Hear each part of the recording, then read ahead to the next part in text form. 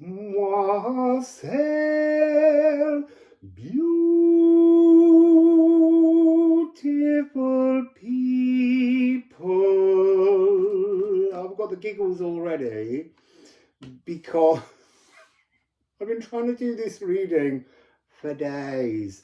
I had to take a day off because I never take a day off, and I couldn't get the message right. And so the next day I woke up and I was just like, I had today off because I don't do that. I find it really difficult to not be trying to work on a new message for you all.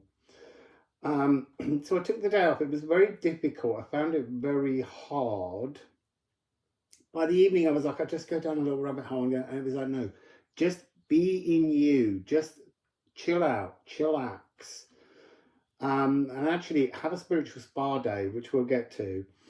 And then the next morning I woke up and I did some of the work and preparation again to transform how I thought it should be. And I still couldn't get the message out. This morning I woke from a dream that was very beautiful with a dear friend of mine who died coming through. I didn't know why he was there. I do now, which will come out as well later in the reading. But there was, I did the whole reading again and it was just still crap. And then I started it again. And it just went wrong immediately. And then as I stopped it giggling, it was just like, that's the point. You need to stress at the beginning of this video, I need to stress to all of us that what I'm about to explain to you, you have to persevere. You really do have to persevere. If we want transformation, if we want change, we have to keep getting up and doing things over and over again until they flow. Flow because it's a grand water trine. So I was hearing when I did one of the messages the Peer Gynt Suite's morning mood,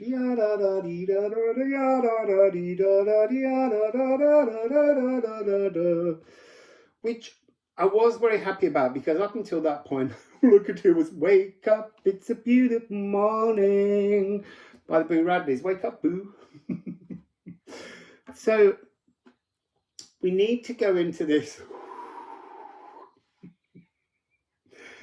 slightly calmer. I can't do this reading in a manicness. The manicness is fire frequency, and this really does need to be that Peer Gynt Suite, that beautiful energy. So this grand water trine that begins today, 29th of October, and goes on until the 5th. It's a whole week, 5th of November, not the 5th of October. It's not going backwards. But the point of it is, this is kind of a prequel to things that are going on in our cosmic soap opera story about Pluto currently. This will all become clear. Slow down.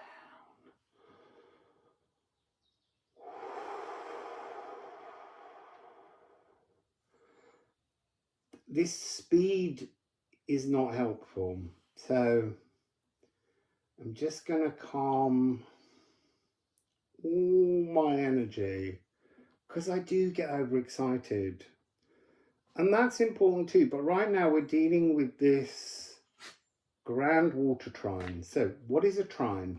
A trine is an aspect where two planets, heavenly bodies, asteroids are in a relationship of being 120 degrees separated.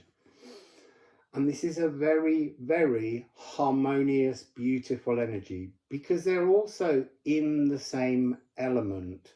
So this is a water trine, but because it's a grand water trine, there are actually three bodies, all separated by 120 degrees, all in water signs. So this means there's water signs. So the water, there's so much information being pushed towards me again, like in the reading the other day with Vesta. I can't deliver it if more and more information keeps being pushed in to remind me of things. I have to do this. I've done it done this reading enough times now to know what needs to be included.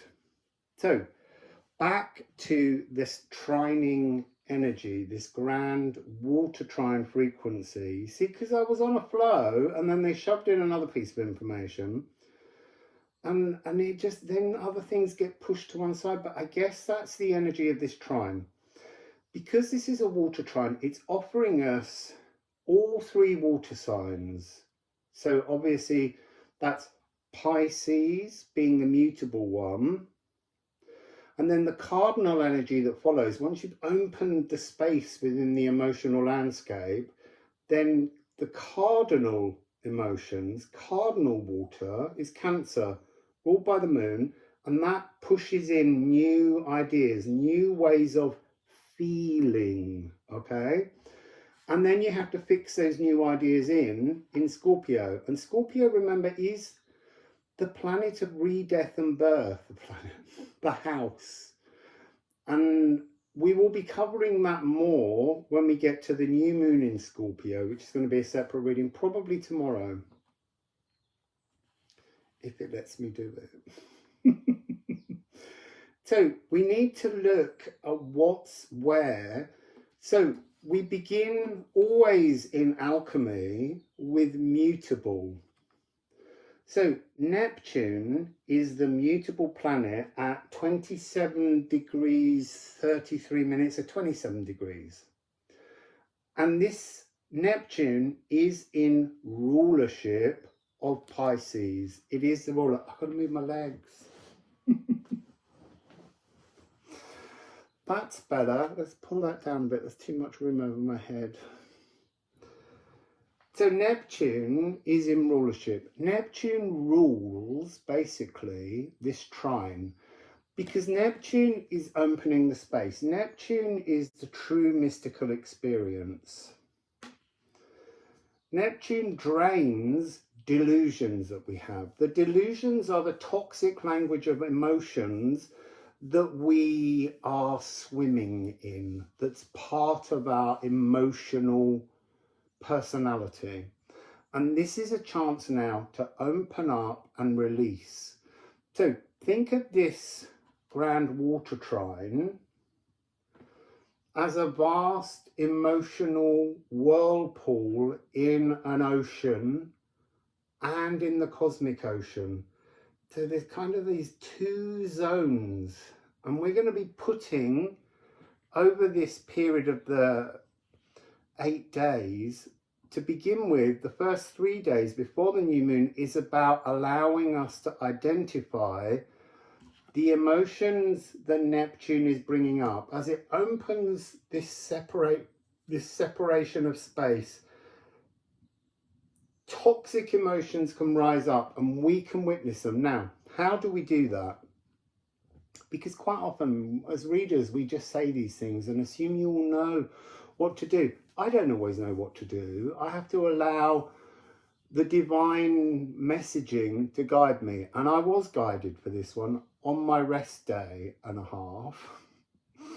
So I was told to lie down very comfortably, so I chose my bed, and to imagine that you are in contact with the undines, the nymphs and the merfolk. They're inviting you to a spiritual spa, and you have to lie there and you have to imagine that they're coming in to give you various treatments. I mean, it could be that you need to have a wonderful clay mask, and they will bring clay from the depths of the cosmic ocean and they will smother you in it, allow this clay to dry, and as it dries and tightens, that's when some of these energies will come up.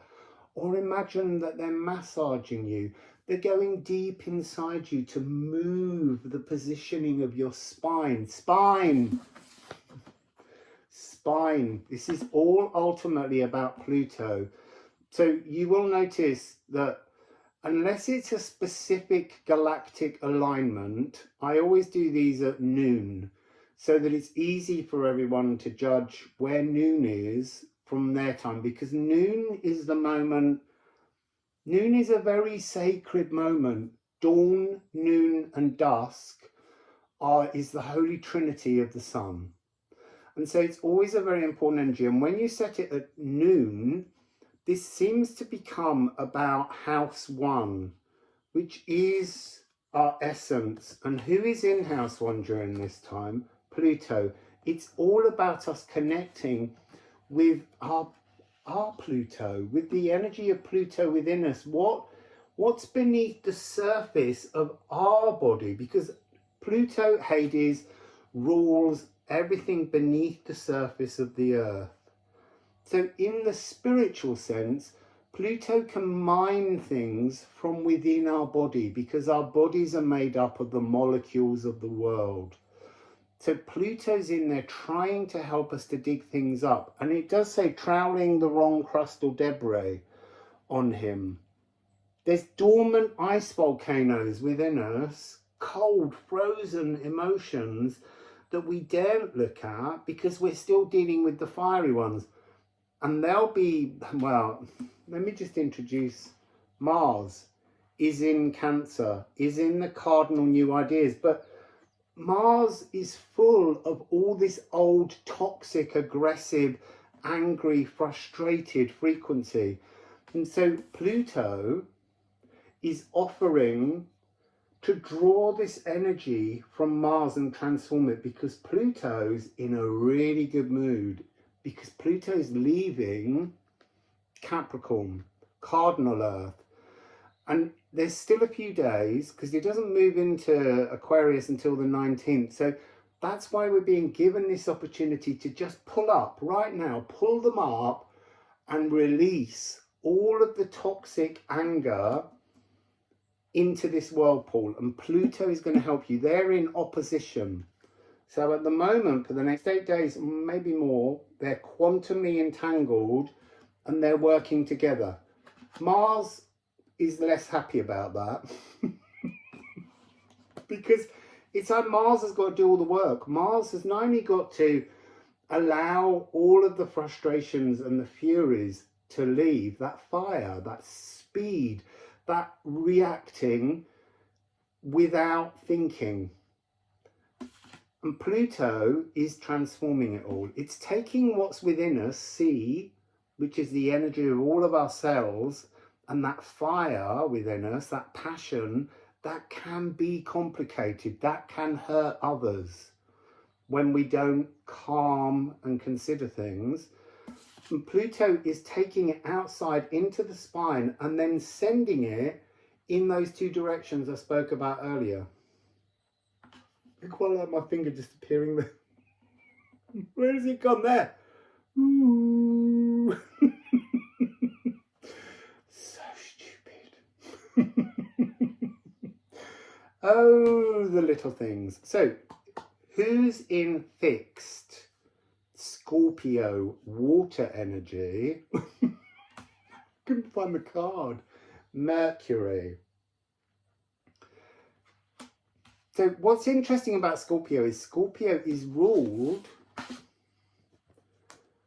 by Pluto and Mars, because Mars is the traditional classical planets that the ancients could see with the naked eye when there wasn't light pollution.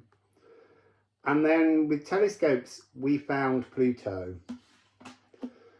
So Pluto is the kind of Greek galactic inheritance frequency. Mars is our Roman physical, what we see with our eyes energy. So we have to change the way we think about Pluto. Pluto is moving into Aquarius on the 19th. Mars is about to move into Leo, because remember the reading where Mars was chatting with the moon and he had his night vision spectacles to watch for Pluto and watch for Venus. You see, he thinks he's looking for Venus. Yes, he is. But he's focused on Pluto because Pluto, as his uncle, is trying to help him to understand something that comes with age and wisdom. Pluto is also Mercury's uncle.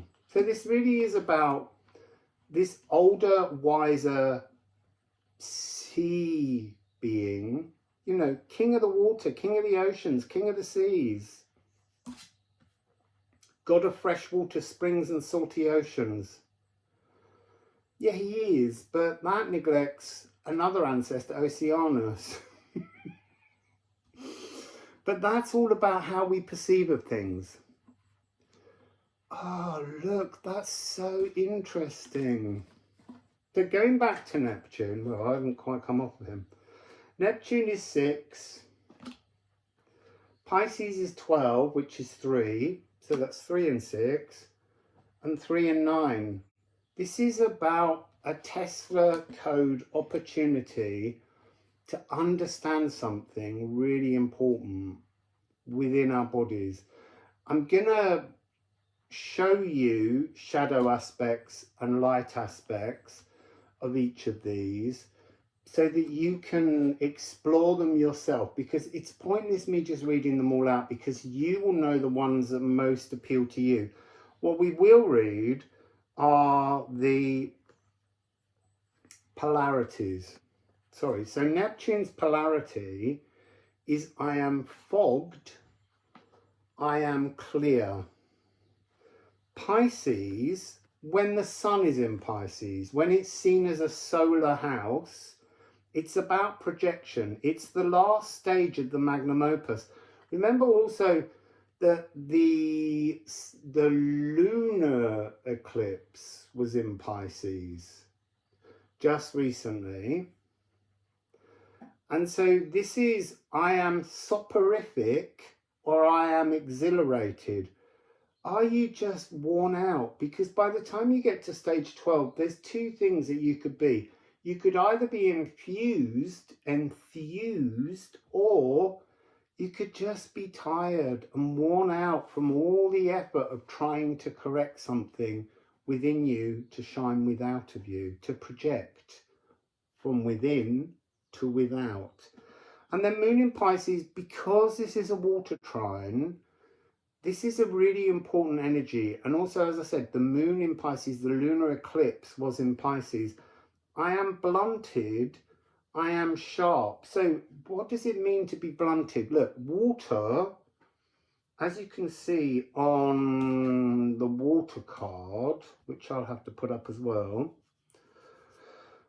So water in Neoplatonism, water is blunt, dense and mobile. So those descriptors are blunt. If you take water and it hits you directly in the face, it's blunt. It's not sharp, it's blunt. It's dense, it's heavy. Water is heavy, much heavier than air. These are things we need to consider while we're in this spiritual spa, allowing these blunt, dense energies to be mobile, because water flows. Don't dam up your emotions, because that's what man does, in a kind of way in which to say, I need to hang on to this water because I don't trust the natural world to provide me. I don't trust the elements to provide me. So I need to take control of this. This is what we've kind of done with our emotions. We've taken so much control that we've dammed our emotions in. Earlier in one of the readings, I was seeing the emotions as frozen. So yeah, sharp and blunted. So now let's look at the cardinal energies. So I need the Cancer cards and I need Mars. So Mars is I am weak, I am powerful. You see, now that's really interesting, because powerful is seen as a light attribute, and that's what is interesting about the polarities. You have to learn to see them sometimes the other way around, like with the love and lust. I am weak. What's wrong with being weak? Weak as in I'm not pushing my energy upon others. It's how you perceive the polarity, the thought, the presence, the emotion. So to be powerful can be aggressive. It can be important to action because you have to believe in your own power, but we have to look at polarities in a multiple way so that we can see that they are the nutrients and the shadows on both sides. It's almost like we have to see the nutrients and the shadows in the shadows and the nutrients and the shadows in the light, because we live in a world of shadows. So then we have in Cancer, I am ancestral, I am individual. Now this card is ancestral dwellings, where we dwell from our ancestral lineage of blood and our cosmic, galactic, Greek ancestral lineage, which is a completely different frequency, ruled by the moon. Mars doesn't like to be in Cancer. Mars falls when he's in Cancer, but that's the point of this energy, allowing himself to weaken, to release control, to release manipulation, to take away that kind of driven ambition that's actually harming Mars, and just to almost to deflate rather than to fall. And so become an individual, I see that's interesting, rather than a leader, rather than a worshipped deity. That's fascinating. And then I am starved and I am nourished. There's a fear in Mars of being starved, but also of drowning in emotions, that dam breaking. Because the water will put out the fire, but the fire needs to be put out. That's what all of the earlier frequency was about, where I couldn't properly deliver this, was that the Mars fires were just, I couldn't slow them, I couldn't calm them. And that's something which I think this spa is all about, allowing the water elementals to put out all the fires so that we can kind of release the fires to Pluto, who will put them in this great big swelginous dumpster truck, and it will be driven away, far, far away from us, to make us much calmer.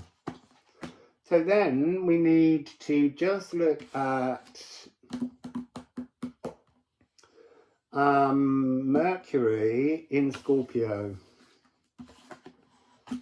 So Mercury in Scorpio, Mercury is, I am awkward, I am charming.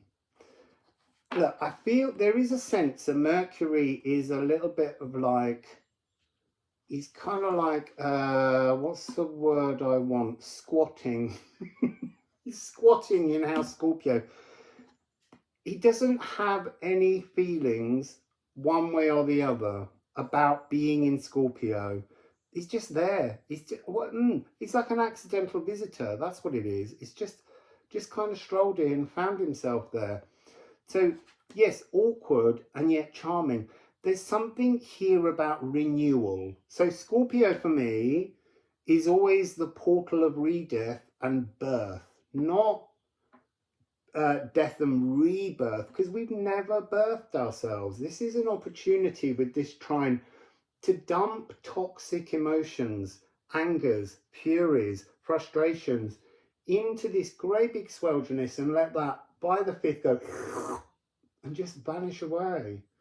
So this is about re-death, because look, we died when we were born, because we left the divine spiritual oneness to become incarnate. So now we have to absorb our pain or witness our pain and let it be released. Take it away, push it into that pool and be taken away, and then fix in our new supraliminal truth. The truth of us before we were who we are here in the physical. That truth up there or down there. In there. It doesn't matter how you perceive it. It's not all up and down. That's too simplistic in itself. But for the moment, it helps us to understand. This is besting bet noirs. All those dark shadows, beating them by embracing them and birthing.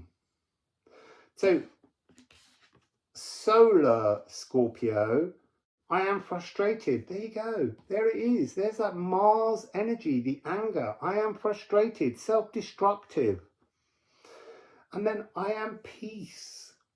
Well, what a beautiful thing to accept as we move towards Pluto being an Aquarius. I am peace. Guardian champion of dark esoteric realms. It's a beautiful thing. Moon in Scorpio. This is a fascinating one. I am selfish. I am selfless. We have to learn to be both. Because unless we take time to be selfish, you know, like me thinking I must do work. No, I need to have a day off. And it was hard for me to do that because that felt selfish. Because I'm always being told to be selfless. But if we're only ever selfless, then we're not really truly healing us. We have to heal ourselves to heal others. Healer, heal thyself. So this is the 3 signs, and then I was hoping, but we're already on 26 minutes. I was hoping to also bring in the energy. I've lost one of the cards. Pluto. So I want to just briefly mention, but we'll talk about it more in tomorrow's reading. This energy of trying to find our true essence by releasing the frustrations, the angers, and letting Pluto transmute them through the spine and the nervous system, because they're almost enraging our nervous system. They're putting us on edge, all of these energies that we're not able to release. And because these two are in opposition for the moment, and look, Pluto is going to, by the new moon, become the tip of a kite. And so the trine becomes a kite. And that's really important. So these two, Mars and Pluto, are quantumly entangled. So before I go, I just need to explain a couple of other things. So Mercury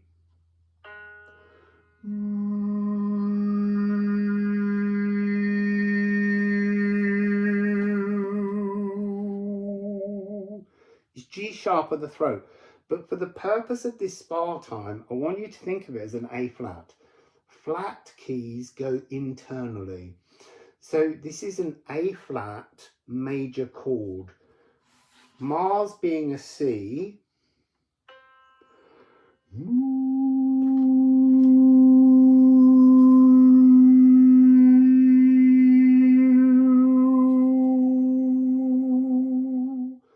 Neptune being E flat, not D sharp. It is a D sharp, but I want you to think of it as an E flat.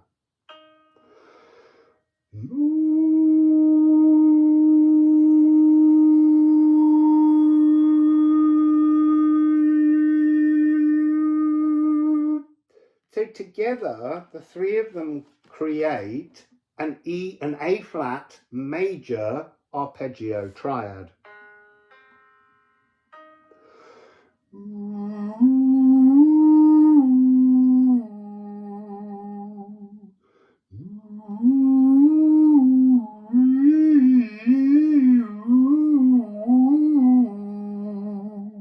Now, Scorpio, which is where the new moon will be, sun and the moon together on the 1st at 9 degrees, I think.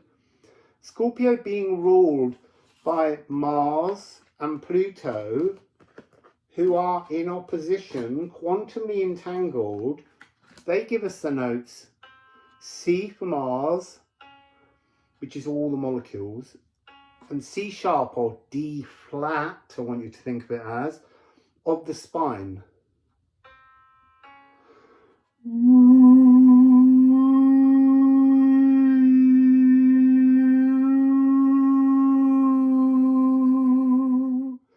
So you've got those going on.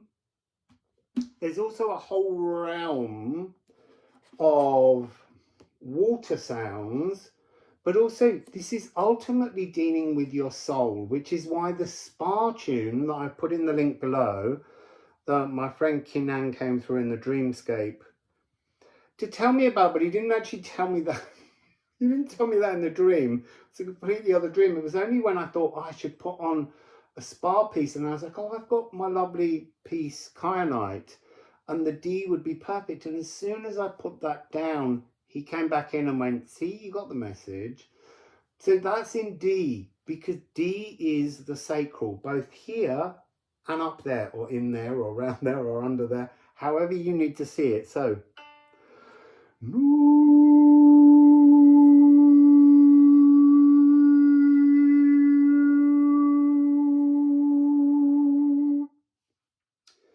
so we've covered all of the notes, apart from the one that's not there is A, which is Cancer, the moon. Oops.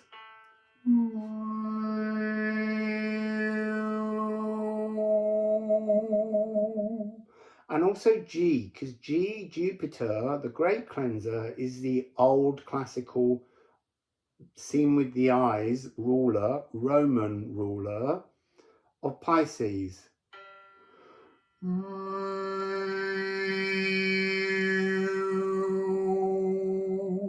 So I'm seeing there,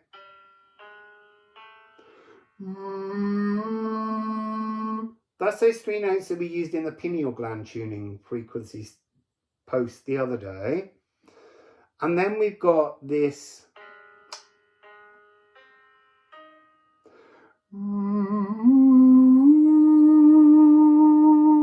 but then we've also got the spine going to the sacral.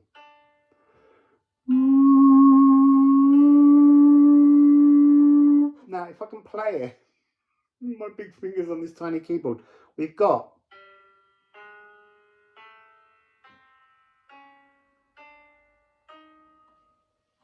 so there's quite a cluster of really strong energies. And because there's lots of semitones, they work like scalpels. They move inside us. They pass through us. So psychic surgery is almost taking place at Spirit Spa. If you want to, there is a psychic surgeon, Menachem. I have mentioned him before. You could call him in, but just say to him, play nicely, because sometimes he doesn't. That's not mine, it's him. That's just the way he is. He can be quite forceful. So if you're feeling brave, call in Menachem. If not, just ask the really gentle water elements. I'm not saying that the water elements can't be also incredibly powerful. They are incredibly powerful. But there's something about them, it's almost like they're so calm emotionally that it takes a lot to enrage them. So you'll be safe with the water elementals. So until tomorrow, we'll be looking at this new moon in Scorpio. And I just want to say to consider for the moment, the moon is not happy in Scorpio. So it will be interesting tomorrow. I feel like I just need to give a quick, is there any last message for the opening of this trine? Do we have any message that I've missed? Interesting, like, no, there isn't. It's like, you did it. You did it. Is there a message?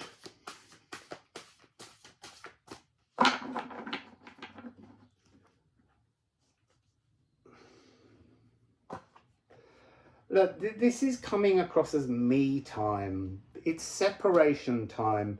There's an energy at the end which says, be your own starling in the global murmuration. And a murmuration is a collective noun for starlings, when they fly in those big clouds, when we all move together. There is a collective murmuration that this grand water trine is bringing.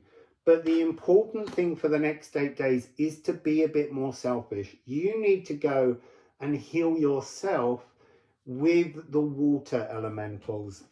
And then, you see, and this is really interesting. This is the golden path. This is the new frequency that's coming.